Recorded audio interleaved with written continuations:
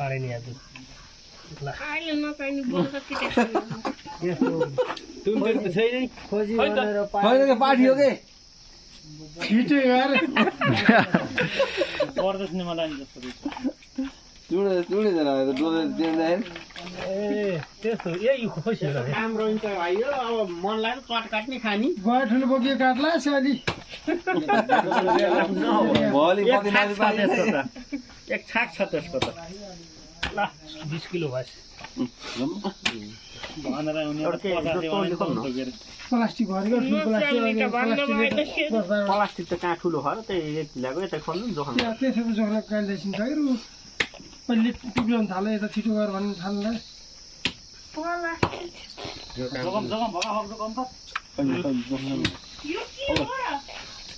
दिदी ल्याएको भुस मन्टो कति रहेछ एक किलो ससे गरम भयो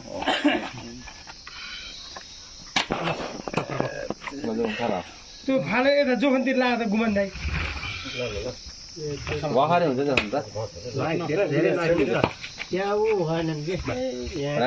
आनन्द घाँस अब भोलिसम्म ल्या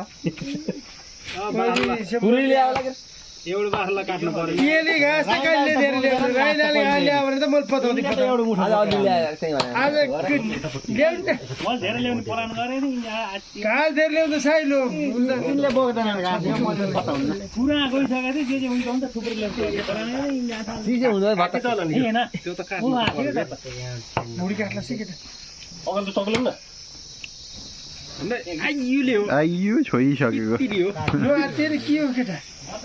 भर्खर अहिलेको त्यही भित्र पसेर छ त निक्लो भित्र बसेपछि बोल्नु निस्को पाइन्छ यार काट्नु तेरो पालो आउँछ पाल बाख्रालाई काट्नु मन हजुर तिमीले काट्ने त चौकी त काट्ने त्यो भाँचौला नि लो काट्ने ठुलो पार्न लाग्यो के विशालको आगाउ के त्यही एउटा काममा आउने छ नि त बाहिर एउटा आटा थैलो कहाँ हाल्नु हुन्छ ए कापी कलम लेख्न ला खै त्यो भन्दाले नोट गर्छ मैले यहीँ लेखिदिउँला नत्र भने यही ल्याइदिन्छन् के एक घन्टा जोखेर भन्दा त एकदम घटाउने आयो उ यसमा हाल्नु के ल यो रहेछ पनि यसमा हाल्नु दिनु त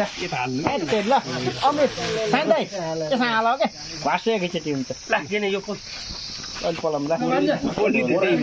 दुध मात्रै ल टाउको 2 किलो भने